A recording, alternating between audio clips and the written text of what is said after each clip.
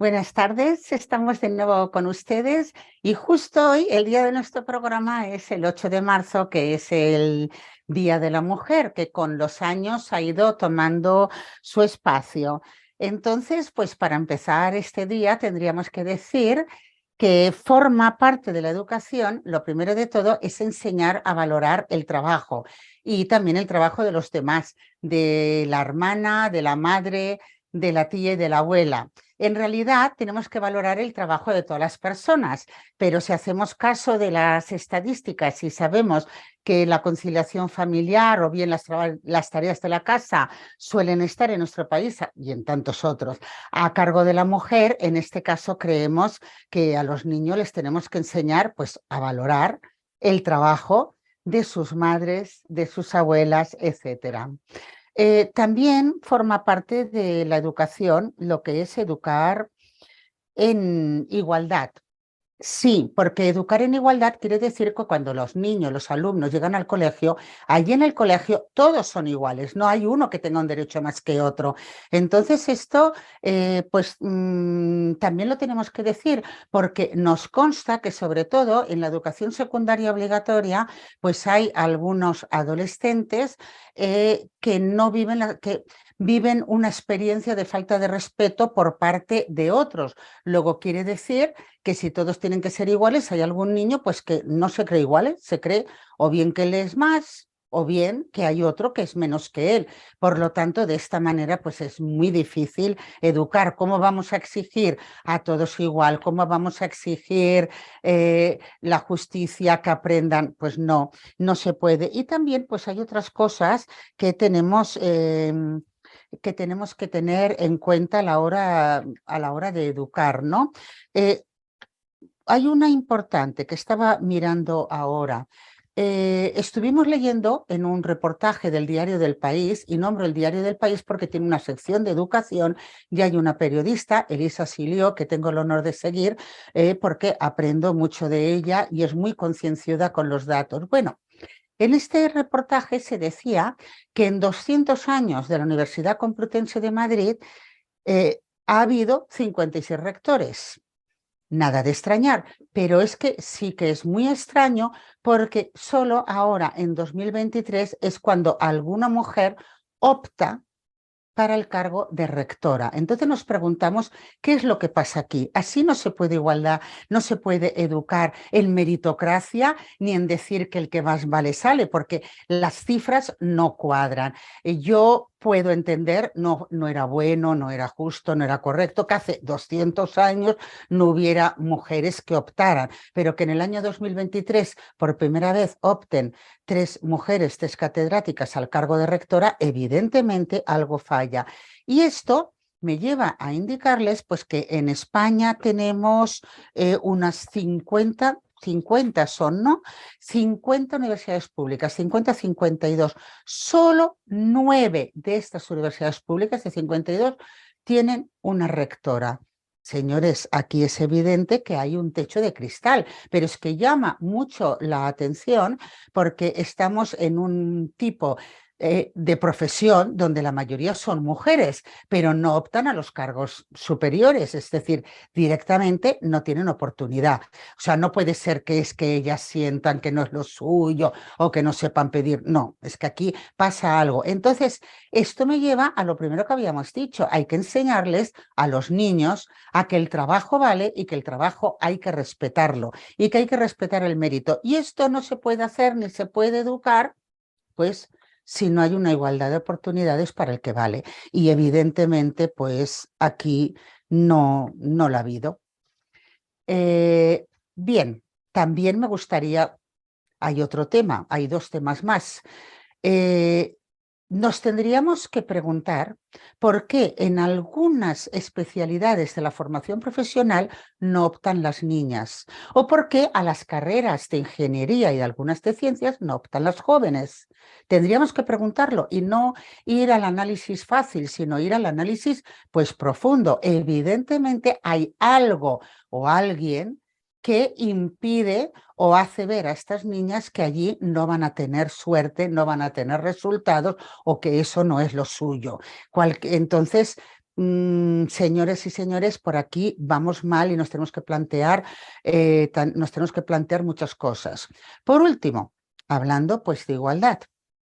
En educación se necesita que los alumnos tengan referentes. Por lo tanto, los referentes que damos en los libros de texto y en la sociedad, pues tienen que ser referentes variados. No podemos sacar siempre pues, a un señor joven muy heroico o a un señor maduro pues con gafas y bigote. Tendremos que sacar referentes de todo tipo, que sean señoras, que sean pues a lo mejor deportistas, que hayan hecho algún acto en bien de la sociedad y no hayan tenido una carrera sobresaliente, pero el hecho de hacer unos referentes diferentes, tanto en el campo de la historia, del arte, de la literatura, pues de la investigación, no solo de la investigación, de ir a nuevas tierras y descubrirla, o hacer algo por la sociedad. Los niños, cuando se les enseñe esto, tienen que saber, esta persona se parecía a mí.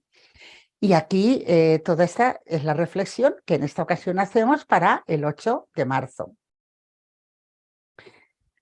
Tendríamos que decir que estos días estamos compungidas, o sea, ya no sabemos cómo decirlo, pero en las últimas semanas pues ha habido sucesos desgraciados.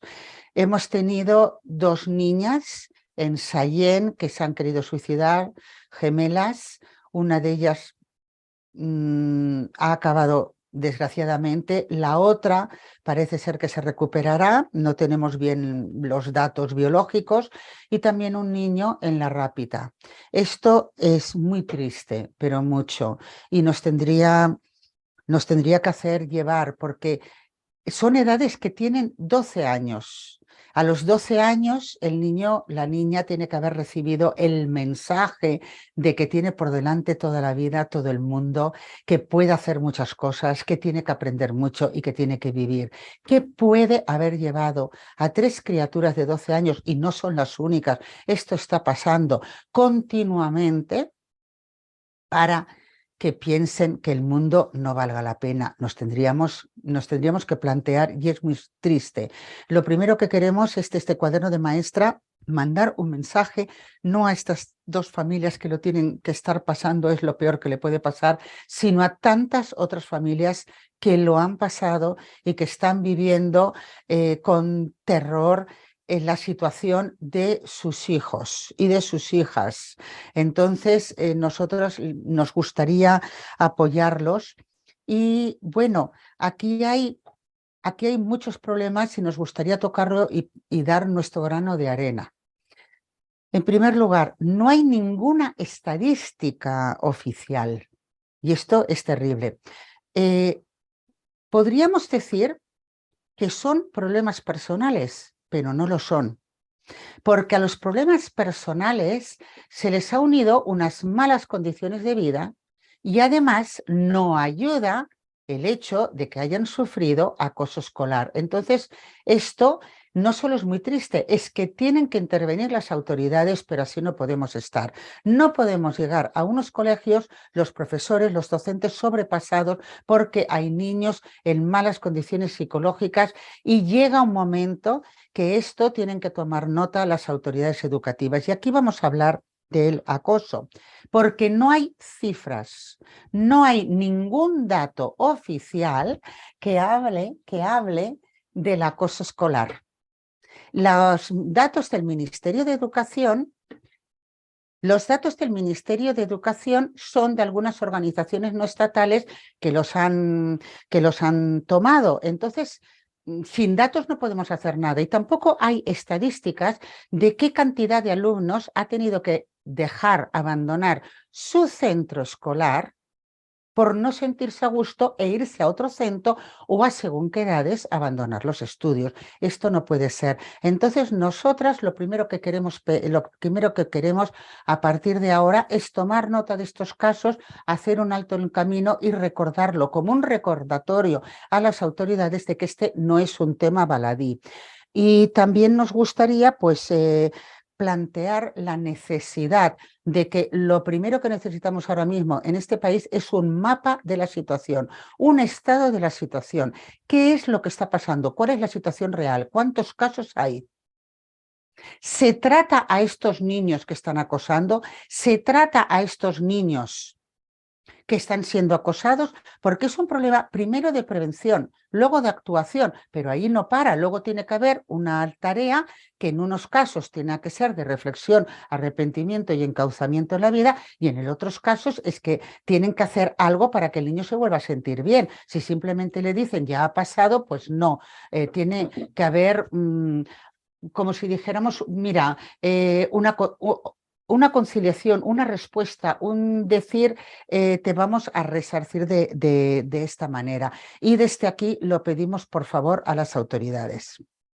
Ahora vamos a hablar del programa de hoy. Empezamos, Ana, sobre el 8M, pues ella ha querido ver cómo en el lenguaje afecta en la gramática del lenguaje el género de las palabras. Y esto, a continuación, en la reflexión de Ana, lo van a ver ustedes. Tras la reflexión de Ana, hemos invitado de nuevo, estamos muy contentas porque tenemos con nosotras a Daniel Cruz Hernández. Me van a permitir porque, aparte de que ya nos ha visitado en otras ocasiones, Daniel Cruz es psicólogo clínico, es psicoterapeuta, también es profesor adjunto de la Universidad de Barcelona y es miembro académico de la Real Academia de Medicina de Cataluña. Es responsable, y aquí está como responsable no solo de formación, sino de la docencia de salud mental comunitaria de Sant Joan de Déu. Entonces nos ha parecido que quién mejor que Daniel Cruz para preguntarle cuál está la situación, cuál es la situación de salud mental en estos casos con estas últimas noticias que hemos tenido. Por último, también verán ustedes que en la descripción del programa vamos a ponerles un enlace a un vídeo de nuestra primera temporada. Muy bien, les voy a explicar. Estos días pues hemos tenido la desgracia de que el escritor infantil, escritor para niños de literatura infantil, Juan Muñoz Martín, ha fallecido pues de enfermedad y porque tenía una avanzada edad, era más de nonagenario. Entonces, por si ustedes no lo recuerdan, es el célebre autor de Fray Perico y su borrico y del pirata Garrapata. Entonces, desde aquí, aparte de mandar el pésame a la familia, hemos querido rendir un pequeño homenaje. En nuestra primera temporada estuvimos hablando de este libro, de Fray Perico y su borrico, y de Fray Muñoz Martín, y por lo tanto nos ha parecido que para no ser repetitivas era mejor enviarles ese vídeo por si quieren conocer los detalles. Ahora con ustedes vamos a empezar por la reflexión de Ana Teberoski. Sí. Hola, buen día. Soy Ana Teberoski, soy profesora de psicología, ahora jubilada de la Universidad de Barcelona y quiero hablar sobre la mujer en el Día de la Mujer, que es hoy día 8 de marzo. El tema de la mujer, en particular lo que quiero hablar es la relación entre la representación de la mujer y del feminismo en la lengua y la cuestión de la lengua en la concepción o la representación de lo femenino de la mujer. Una de las cosas que los niños aprenden cuando son pequeños es la diferencia entre lo que se dice y lo que se quiere decir, que no siempre coincide. En el caso de los temas de la mujer, el problema es que muchas veces se dice aquello que no se quiere decir, porque la lengua es un hecho social y está influido mucho por todos los problemas y el desarrollo histórico-social de la humanidad. Esa influencia en el lenguaje con respecto a la mujer se ve en la absorción del femenino por el masculino. Los nombres femeninos derivan de los nombres masculinos por un sufijo que se coloca a partir del masculino. Eso pasa en el léxico, en el vocabulario, pasa con muchos nombres que son las derivaciones, sobre todo en las profesiones que la mujer no ejercía en su momento, que son las derivaciones, digamos, de los nombres masculinos. pero el masculino femenino está en todas partes, digamos. Por ejemplo, hay estudios que muestran que hay un predominio de los nombres femeninos con respecto a los insectos. Por ejemplo, los insectos en las lenguas románicas por lo menos tienen un nombre femenino: abeja, hormiga, libélula, avispa. Pero ahí también es verdad que hay muchos otros nombres, como cocodrilo, que no tienen esta marca de femenino masculino, entonces hay que decir si es cocodrilo hembra o cocodrilo macho. En esos casos se llama epicenos aquellos nombres que no tienen marca, digamos, de sexo en este caso. Muchas veces nosotros intentamos usar estas palabras que son neutras respecto al sexo. Por ejemplo, decimos persona o decimos víctima, pero si hay un grupo de personas que son todos hombres, es muy difícil que digamos personas para referirnos a un grupo de hombres. Decimos personas cuando hay hombres y hay mujeres. Entonces vemos cómo este sesgo, digamos, de la lengua también se nos pone en la cabeza, se nos mete en la cabeza, aunque querramos tener unos ciertos cuidados. Si no es en el propio vocabulario, muchas veces ocurre con los acuerdos gramaticales. Cuando tenemos que hacer el acuerdo gramatical, resulta que tenemos que decidir, en el caso del castellano, del catalán, del francés, tenemos que decidir si lo hacemos por género masculino o femenino. Y entonces este es un poco el problema. También ocurre, por ejemplo, cuando tenemos que elegir algún tipo de nombre genérico. Por ejemplo, para todos los hombres ya hemos puesto nunca ponemos persona, y solamente ponemos personas cuando hay mujeres. Es decir, que en el caso de la lengua no hay una equivalencia entre lo femenino y lo masculino, digamos. Hay más bien un cierto sesgo, una cierta derivación, incluso cuando se quiere luchar contra ello. Por ejemplo, se habla de la condición femenina, pero difícilmente se habla de la condición masculina, porque ya se sabe que la cuestión de la condición masculina ha sido históricamente la de la autoridad, la del paternalismo, la del patriarcado, etc.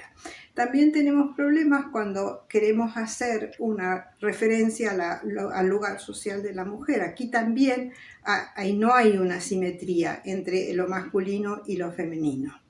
En la relación a los nombres asociados, en sus funciones más biológico-sociales como padre o madre, también hay una gran falta de simetría. La madre evoca cantidad de cosas, por ejemplo, infancia, dulzura, lengua, procreación, de matrimonio, situación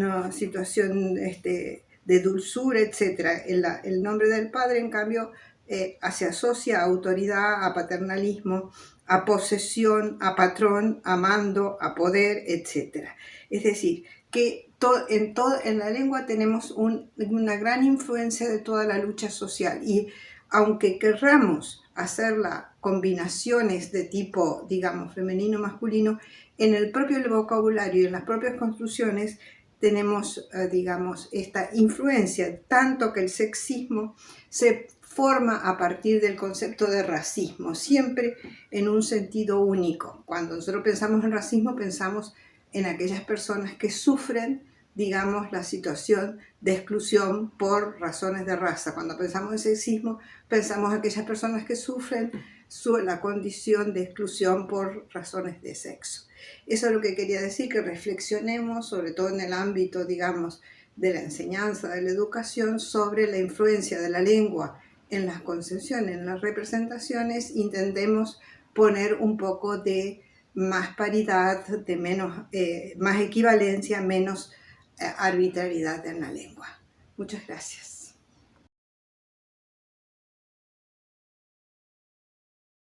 A continuación paso la entrevista que pudimos hacer a Daniel Cruz Martínez, y de paso aprovecho porque hablando con él me ha indicado que hoy 8 de marzo también es la festividad de San Juan de Dios, San Juan de Déu, aquí en Barcelona, al hospital donde él pertenece. Y por lo tanto, pues es el patrón de los hospitales y de las personas, de los enfermeros, de las personas que se dedican a la sanidad pública, todos ellos. Por lo tanto, felicidades a todos los hospitales San Juan de Dios que tanta labor hacen. Con ustedes la entrevista a Daniel Cruz Martínez.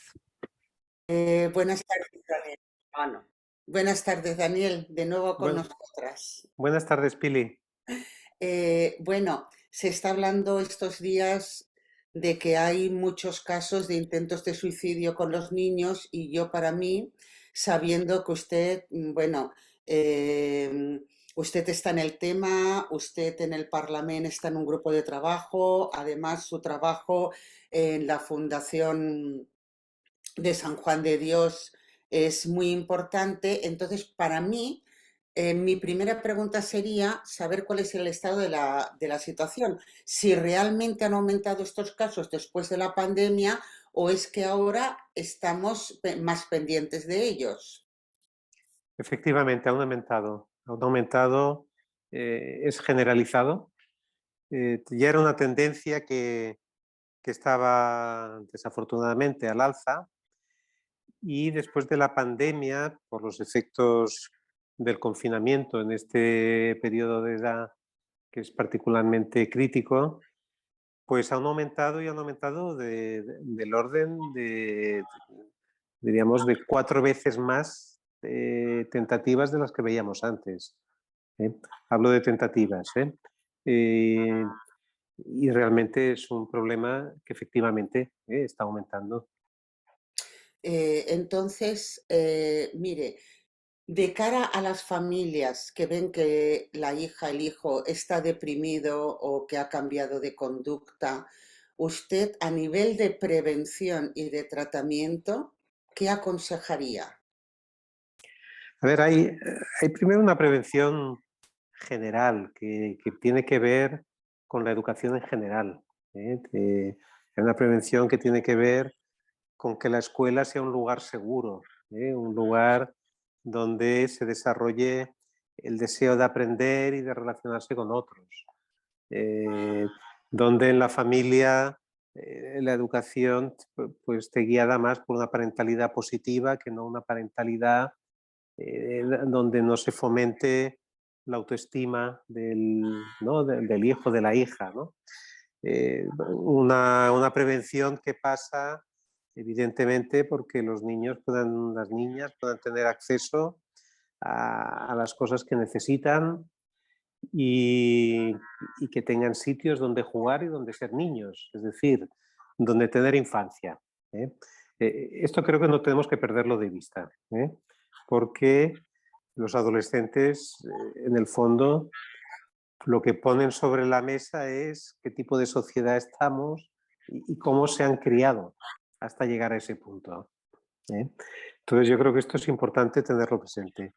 Y lo otro, como usted apuntaba perfectamente, cuando se detecta cambios de estado de ánimo en un adolescente, porque es normal que un adolescente se cambie de humor, se retraiga, pero se nota cuando está pasando algo. Y entonces ahí es importante, pues sobre todo esto es más fácil cuando ya hay una relación de confianza y hay una comunicación fluida. Pero se puede preguntar, se le puede preguntar cómo está. Y si no quiere hablar porque se le hace difícil o porque hay temas que evita comentarlos por los padres, que también es un tema habitual en la adolescencia, pueden perfectamente consultar. Pueden consultar en su ambulatorio, pueden consultar a una persona de confianza, pueden consultar a un profesional y ahí probablemente será mucho más fácil que el adolescente se abra. Gracias. Creo que esto es lo más importante para los padres. Ahora se está hablando mucho de niños pues, agresivos, que la lengua también hace mucho daño, pero en el colegio siempre hemos tendido a ver que hay un conflicto de los niños y que hay que ayudar a todos a superarlo. Pero claro, quizá allí nuestra visión esté un poco anticuada. ¿Cuál ¿Cuál es la diferencia entre un conflicto entre iguales o un maltrato entre iguales? Porque se tiende a decir siempre que es un conflicto entre niños, pero es evidente que cuando es un bullying algo se ha sobrepasado. ¿Cuál podríamos decir a los profesores que es el punto, los puntos A donde ver, ya supera esto? el acoso escolar, el término bullying del inglés, ¿no? Eh, implica que hay un ataque sistemático en situación de desigualdad. ¿Eh? Y que todo esto, evidentemente, tiene un efecto dañino sobre la persona que lo recibe. Entonces, no estamos hablando de una situación puntual o de dos niños que ahora no se entienden, ahora sí. No. Hay, implica esto, un ataque sistemático en situación de desigualdad. Y, por otro lado, hay que tener en cuenta que el bullying ocurre mucho en torno a la adolescencia. El acoso en niños más pequeños no tiene tanta importancia, pasada la adolescencia también la pierde. Entonces ya podemos hablar de otros tipos de malos tratos, porque también existe el acoso escolar, existen discriminaciones, existen otro tipo, el acoso laboral, quería decir. Bien, ¿qué ocurre? Que el bullying muchas veces, y disculpas porque me sale la palabra en inglés, creo que nos pasa a muchos, suele ocurrir fuera de la mirada de los adultos. Es más, a veces, como hemos visto en algún caso desafortunado, se acaba reprimiendo a la víctima en el momento en que pierde los estribos e intenta defenderse. Y todo esto acaba formando parte más del problema que de la solución. Entonces, estamos hablando, por tanto, de una situación que no es un conflicto sin más entre dos niños que se pelean, ¿eh? Que, por cierto, cuando dos niños se pelean, se puede intervenir no porque no puedan pelearse, sino para que aprendan a gestionar los conflictos, las emociones, a tolerar la frustración, a reconocer al otro como, ¿no? como persona con sus derechos, ¿no? Evidentemente no a dramatizarlo en exceso. Entonces, el caso del bullying, ¿qué ocurre? Que pasa en la adolescencia porque tiene que ver mucho con todos los cambios que hay en esta edad. Y entonces se suele atacar en el bullying a alguien, diríamos que es diferente, que se lo ve más solitario, que tiene alguna característica diferente y además una persona que por lo que sea le cuesta defenderse. Quizá por eso es solitario.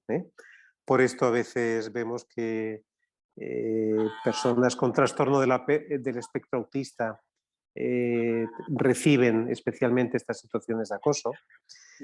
Y entonces el mecanismo que funciona en estos momentos es que todos los cambios que despiertan dudas, miedos, incertidumbres en la adolescencia y que forman parte de ese proceso adolescente, lo que hacen es se proyectan en la víctima. Y entonces el raro, el anormal, el pringado, como dicen ellos, es él. Y nosotros somos el grupo. Nosotros somos los que somos normales y él es el que no es normal. Entonces, por esto es muy importante, cuando hay estas situaciones, evidentemente, pues que se activen los protocolos, que se pare la situación. Hay que trabajar, por supuesto, con los acosadores, con la víctima, con las familias, porque es probable que detrás, tanto de unos como de otros, hayan dificultades que se están expresando de esta manera inadaptada. Pero también es muy importante trabajar con el grupo clase, porque el grupo clase está enterado. Los adultos pueden no enterarse, pero el grupo clase lo sabe. Lo saben todos. Y además lo vemos con el tema de las redes móviles, de las redes sociales, que todo esto corre y todos están un poco al caso. Y entonces, ¿por qué hay que trabajar? Porque el problema es de todos. En realidad tiene que ver con toda esta situación de la adolescencia con las dudas, con este tratar de matar el tema de esta manera. Y el grupo clase se puede posicionar y puede desautorizar ese ejercicio de violencia, pueden reconocer y validar al que se siente víctima, y en todo caso se puede servir para hablar de ellos y que puedan hablar de lo que piensan de esa situación, de lo que piensan de ser diferente y poder reconocer en realidad el valor de la singularidad de cada uno. Y esto es lo que puede contribuir a que la escuela sea un sitio seguro y no una pesadilla. Exactamente. Y se me ocurre una última pregunta. ¿Qué pasa si alguna familia sospecha que su hijo, y muchas veces no entienden por qué, porque también puede ser, ¿no?, sea un acosador? ¿Qué pueden hacer? Porque igualmente es su hijo, igual tienen que protegerlo, igual tienen que educarlo, pero no quieren que tenga ese comportamiento con otro compañero y no saben cómo hacerlo. Efectivamente, lo primero es reconocer, es darse cuenta, que sabemos que no todas las familias se dan cuenta. Si ven que hay algo, reconocerlo, tratar de hablar y si ven que no se pueden, pues tienen profesionales a los que dirigirse, empezando por el centro docente. Ahí mismo tienen personas de confianza con las que podrían hablar. También tienen, pues también dentro del sistema sanitario, también tienen pediatras, médicos de cabecera y psicólogos. También tienen personas con las que pueden consultar cuando ven que hay un problema de cierta, ¿no?, de cierta notoriedad y que no se acaba de resolver. Por supuesto que sí. Yo pienso que la pandemia también ha ayudado a ver que la salud mental es un tema, que no hay salud sin salud mental y que la salud mental está presente en todos y en todos está sometida a vaivenes y a situaciones de fragilidad, y que pedir ayuda, asesoramiento, pues tiene que formar parte de una normalidad, y quizá esto la pandemia nos ha ayudado un poco. Muchas gracias.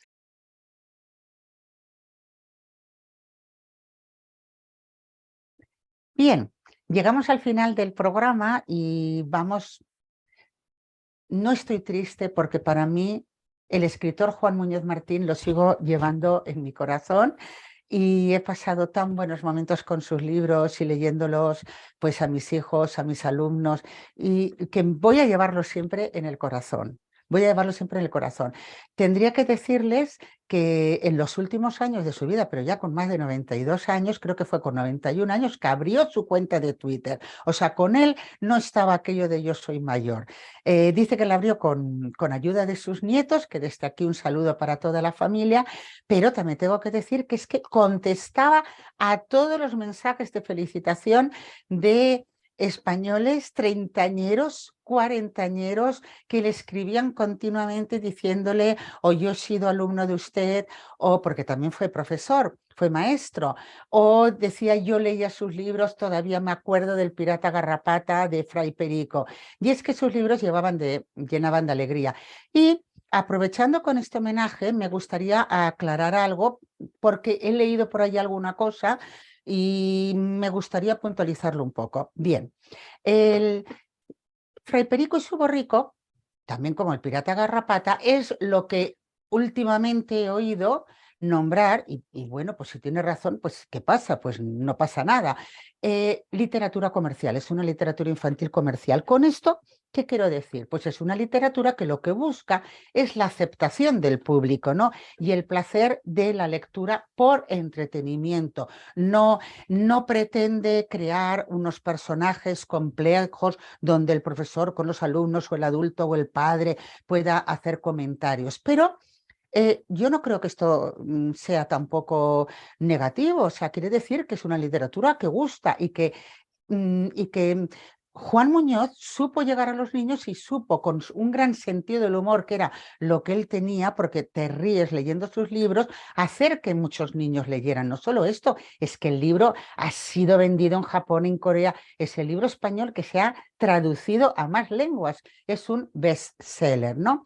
Entonces, hace unos días estuve hablando con el crítico de literatura infantil y también editor, Gustavo Puertaleise, y decía, bueno, es que en Inglaterra, en Reino Unido, o en literatura de habla inglesa, hay un fenómeno que raramente ocurre en España, y es que un autor sea comercial y al mismo tiempo sepa darle calidad, no pierda calidad por ser comercial. Entonces, pues Juan Muñoz Martín pues lo consiguió en habla española. Era un libro que a los niños les gustaba leer. Y esto, ¿por qué lo digo? Porque nosotros creemos que tiene que ser el adulto, el docente o a lo mejor puede ser el padre, la madre, la abuela que quiera leer un cuento con los niños, quien elija el libro y sabrán si en ese momento a ese niño lo que le conviene es un libro que le provoque el placer de la lectura o bien un libro en el cual pueda tratar un tema pues digamos más sesudo